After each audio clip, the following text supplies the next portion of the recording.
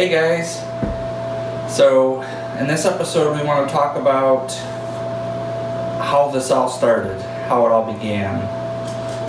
Most people don't wake up every day and decide they're going to go sailing. So usually something transpires and we want to explain a little bit how we got to this point because we didn't see this coming. We sure didn't. We had other things in mind that we were going to do. That was our dream. And that all started basically with this guy. So Carrie and I, when we first met, she was an employee at a Disney store, and I had a passion for Disney, and so did she. And we got talking, and basically our goal at that point was to sign up for their vacation club. And we spent Because years. we go there at least once a year, whether it be to Disney World or on a Disney cruise. We were spending a lot of money at Disney World. So it made sense financially for us to buy into this club where you get points and you go, and we're not going to talk about it because we could talk forever about it, but we did all our research. We knew how many points we wanted, where we wanted to go. We were saving up money. We're about a month away from putting our deposit down to buy into this club, and the next year we would end up using our points. And we had been working with a financial advisor for 5-ish years, I believe, at that point. And she said to us when we first sat down, what is your goal? And Disney Vacation Club was our goal. So for 5 years, we were working with our financial advisor to get to that goal, and we were a month away from putting our deposit down. So we're on a sandy beach in Florida, and we're discussing what we're going to be doing, that we can't believe that we're so close to doing this. And off in the distance, because we were sitting on the beach, a sailboat goes by. And in the back of my head, I'm rolling through, we're about to put all this money down for this club. It's something we wanted to do, but we're going to be limited to the resorts.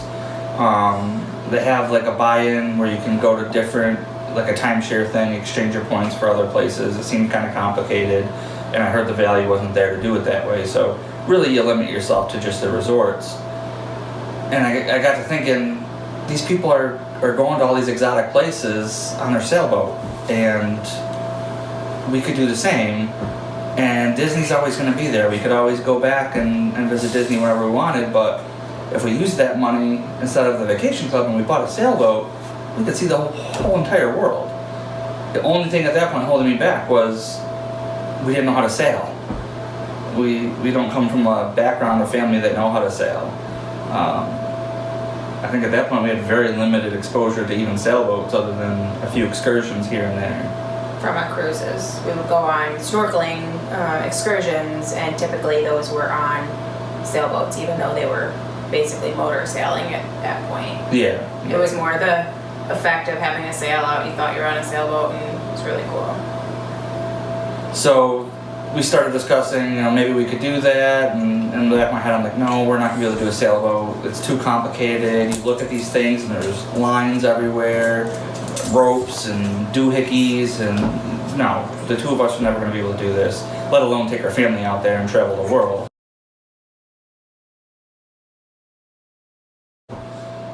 So we went home that night, and I Googled, sailing documentaries, and one popped up called Maiden Trip, and it's a story about a 12, I think at the time she was 12 years old. Her name's Laura Drecker, and this young girl she grew up in a sailing family, and she wanted to take off and sail the world. I think she wanted to be the youngest female to circumnavigate around the world all on her own. She was, like I said, she was 12, and I think there was a court case, and I think she ended up leaving when she was 14. But she took cameras with her, and she documented this whole thing. I'm not going to ruin it for you if she makes it or not, but it was a really cool documentary. And after watching this, I thought to myself, if this young girl can do it, there's no reason we can't do it. So from there, we started looking into, how do we learn how to sail? We discovered ASA classes, and let's back up a little bit. I was totally against it.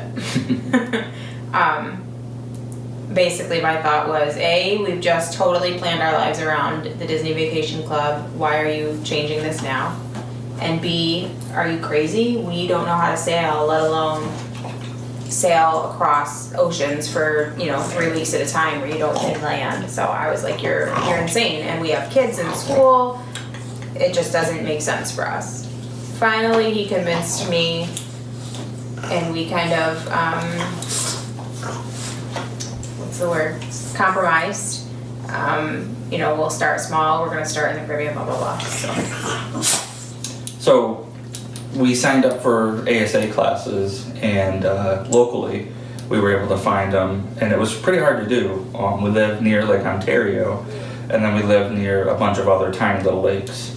And out of all the ones on Lake Ontario, we only found one that was within an hour drive of us. And I think there was only one other one, and that was in Canada.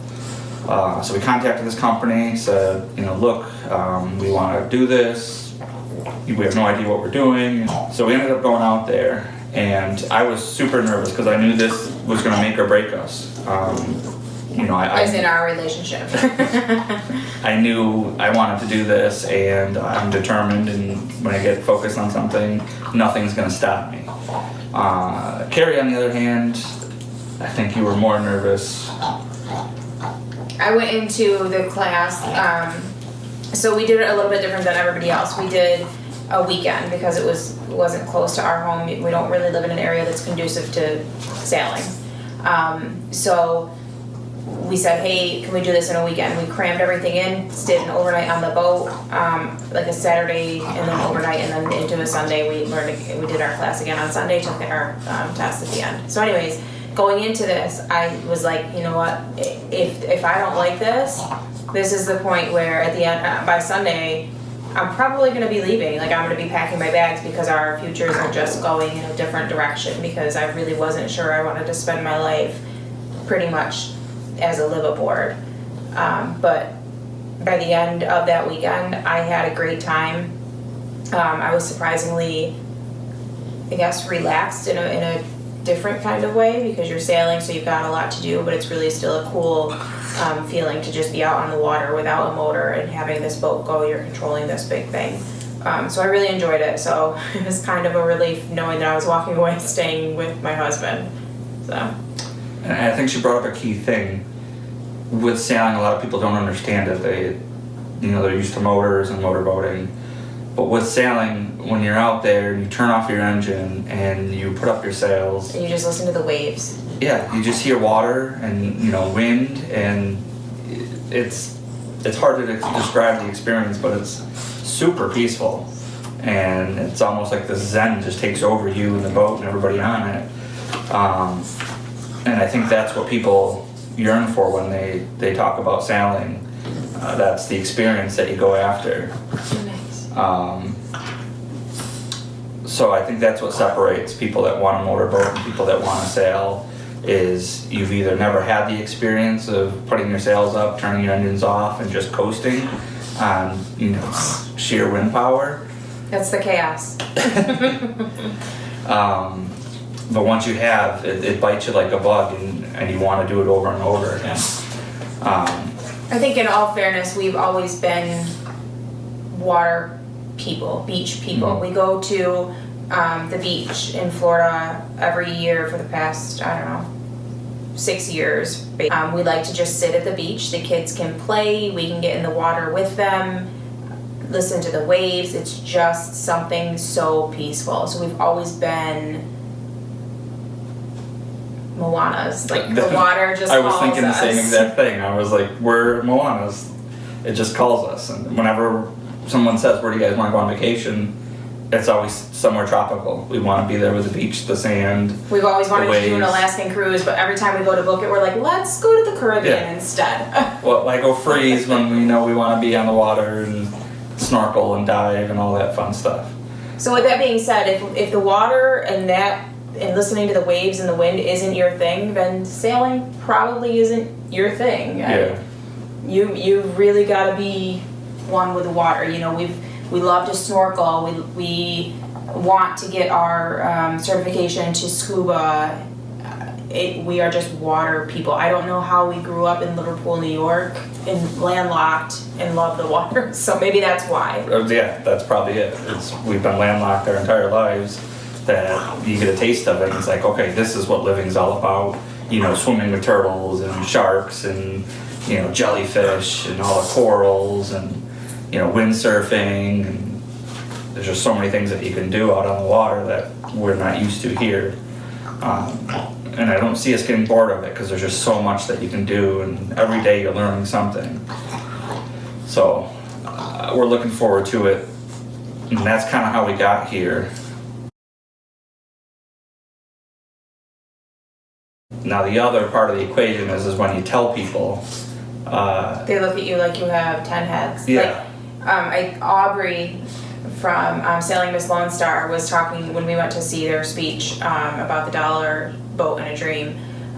She touched on how her mother said to her, "I've made peace with your death." Like, that's kind of, people are like, oh my God, you're gonna go out on this boat and you're done. Yeah. Like, you're gonna die in the middle of the ocean. Yeah, and we have some family that support us to no end, and we have other family that you can kind of see they're on the edge of the fence and saying, yeah, I'll believe it when you actually do it. And then we have other family that you can tell they're just nervous and they don't want us to go anywhere, and you know, they're worried about us ripping the kids from them and not seeing us and things like that.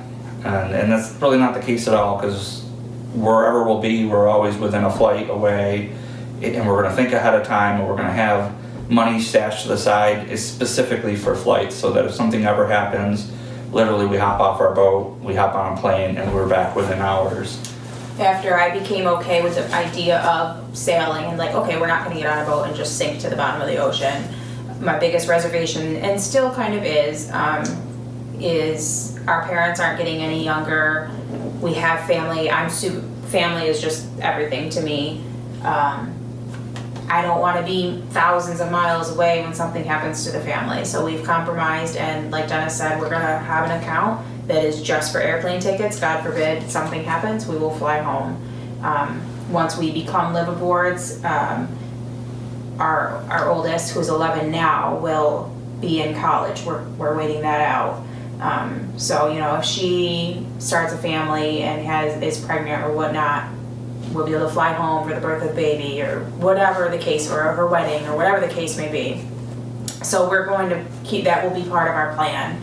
How can we still have a regular Be in touch life? with the family, you know, from far away.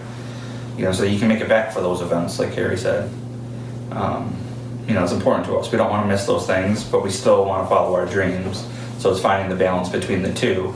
Yes, we're not going to be here for every single event, but we're going to be here for all the important ones. We're going to make sure that we are. And I look at it as our family and friends will have a free vacation place to go. You know, hey, where are you guys? Pay for your ticket, and that's all you We're need in St. Martin this week, you know, flying down and hang out with us. So, you know, there's benefits to both sides of it, I see.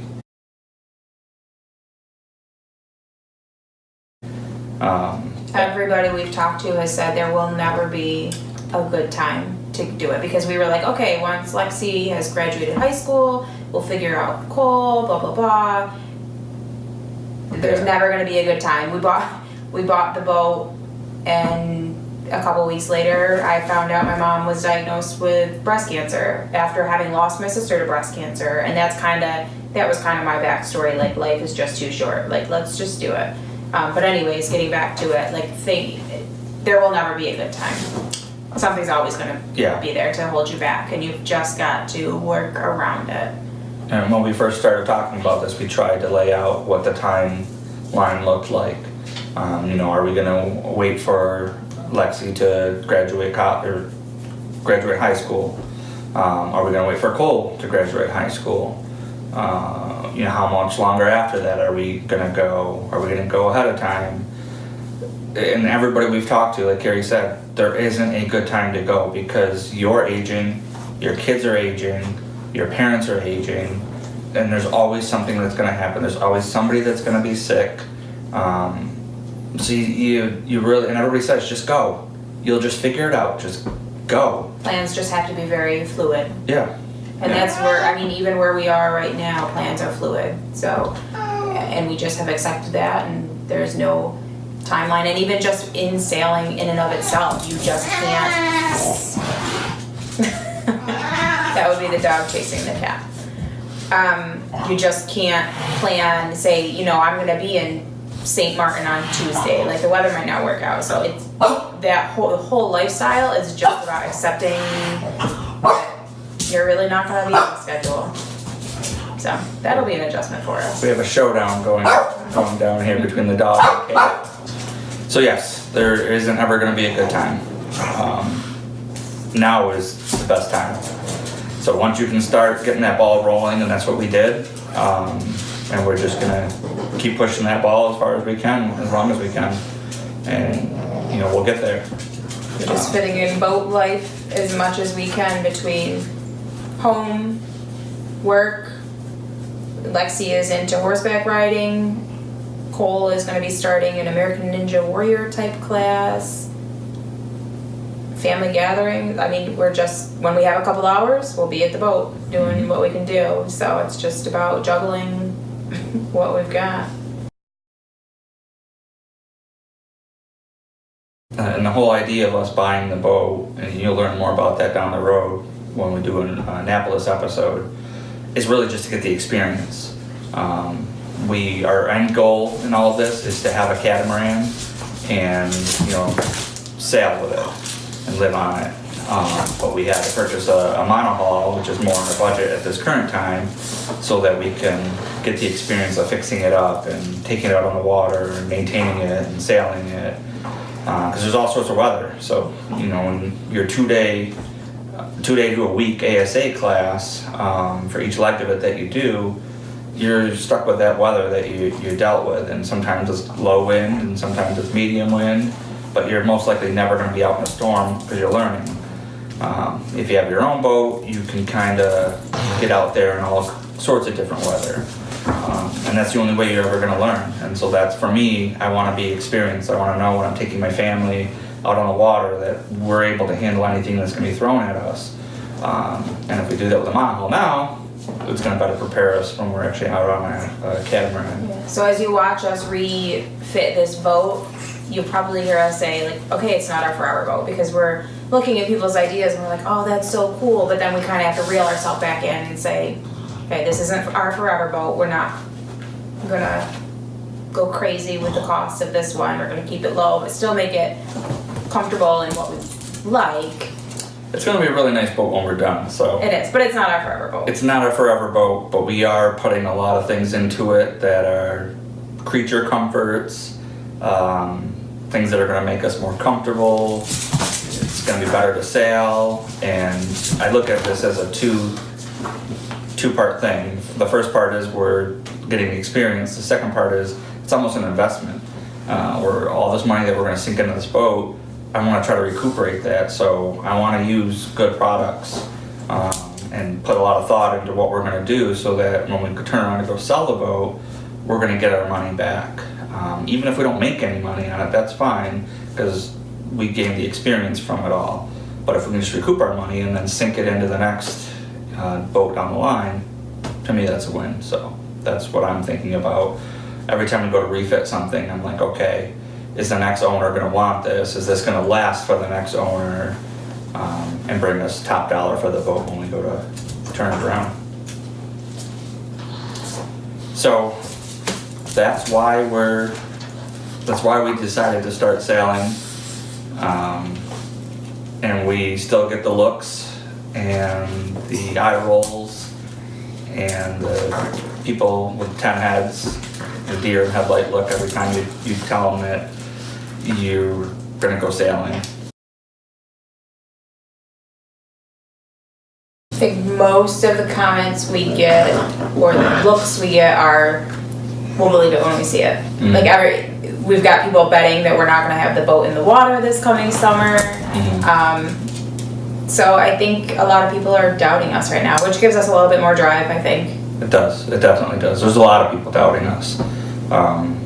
Which is a lot of pressure on it. We don't know what we're doing. at all. And we're learning as we go, and we bought this project boat, and then we gave ourselves a timeline. Okay, let's work on it all winter, and let's get this thing in the water by Memorial Day weekend. And we belong to different groups, and we're telling them what we're doing, and they're all looking at us like we're crazy. Like, there's no way you guys are going to be able to do this. And like Carrie said, it's driving us to make sure that we do it, so we can prove them all wrong and say we can do it. Mind you, we're in central New York, so doing this boat in the winter isn't like, oh, we're working on our boat in the 50-degree weather. Yeah. It's in a shop right now that doesn't have heat, but our winters are typically 10 degrees. There's days that are negative 20. The weather is cold, so that in and of itself is adding a big challenge for us. We have space heaters going, but it's cold to be working on this boat. And we have to figure out temperatures. Are we going to be able to paint the boat and be able to keep on track with our schedule that we've set to do everything? So you're going to see us working through all those logistical issues. But we'll get it done. I'm confident that we're going to get it done. We have no choice. We want to get out on the water this summer and do everything that we set out to do.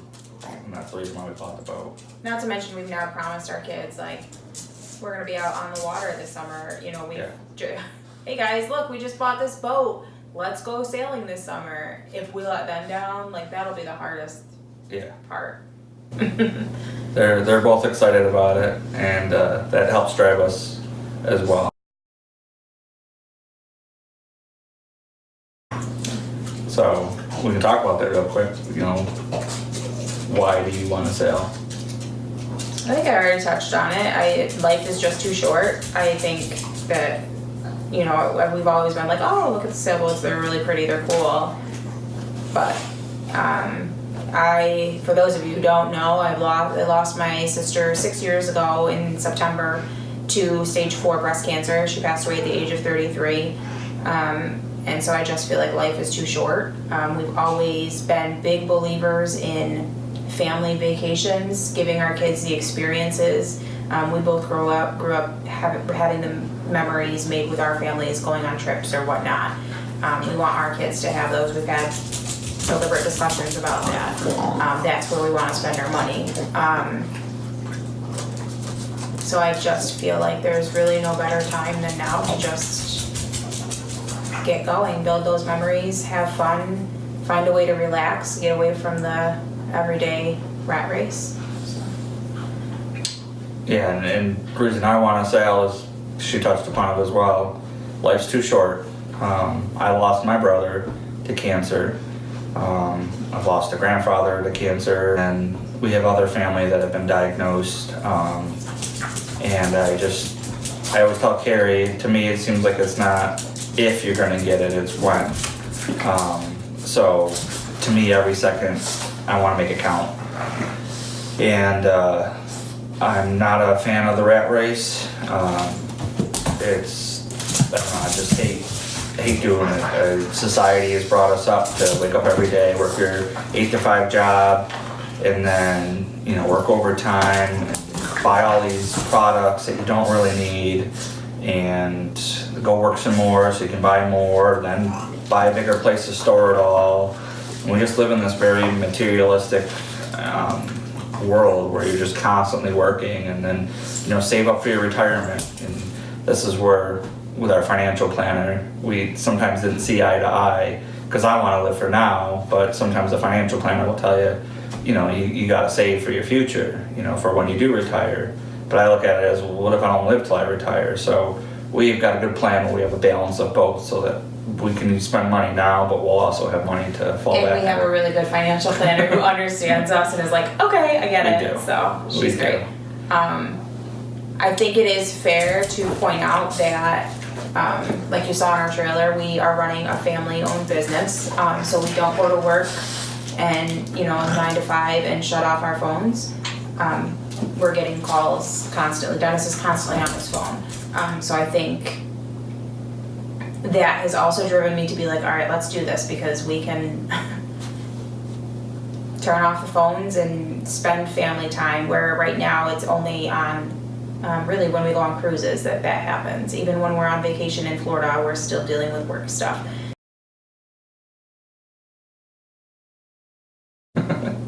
But we're excited. We've got a lot to show you guys. I think we tallied up. There's about 20 or so episodes that we can easily do, from the boat projects to different places that we've been. We've been to Annapolis. We've been to the Caribbean.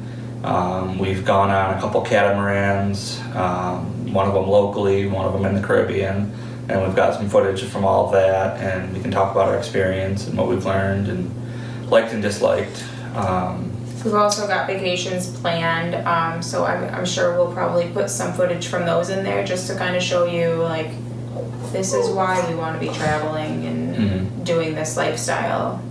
Yeah, every chance that we get that we can show you why you should be doing this, we're gonna, because I really think a lot of people want to do this and don't know how to go about doing it. They think it's unattainable.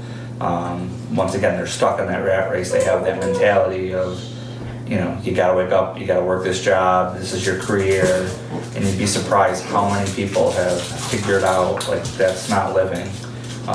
You know, you can live and have a great life on a lot less money and see things that you would never be able to see otherwise. You know, there's a big blue world out there that we want to see, and we're going to see it. And then the last thing we should talk about is, you've seen in the trailer our logo, and I think we're pretty proud to say that Lexi created the logo. Our 11-year-old daughter. Yeah, we gave her full run of it and said, here, come up with a logo for us. The only thing we told her was that it was going to be Kaos with a K. Yes. And that we wanted it to be something nautical related. Sailing related, something of that sort. And she took a few days and then she came back to us and showed us what she came up with. And we loved it. And we took that and brought it to a professional person that does logos and said, this is what our daughter created. And now we need you to make it in the format that we can actually use it. They did some minor tweaks to it, but pretty much everything you see in that logo, from the style of the anchor to the way the ropes are wrapped, and then Lexi wanted to make sure that our name was on there. They just changed where the name was located so it could be read differently. The goal is eventually we will sell shirts, maybe hats, something to that effect. If you have a cool, like, tagline, something to do with chaos and sailing, I'm open to that because I'd like our shirts to have some kind of, like, tagline on it. But we really want to interact with all of our viewers, so feedback is great. Hopefully we'll have those shirts up, hopefully by summer. Yeah. All right. We'll see you next time. Happy sailing. Take care, guys. Bye.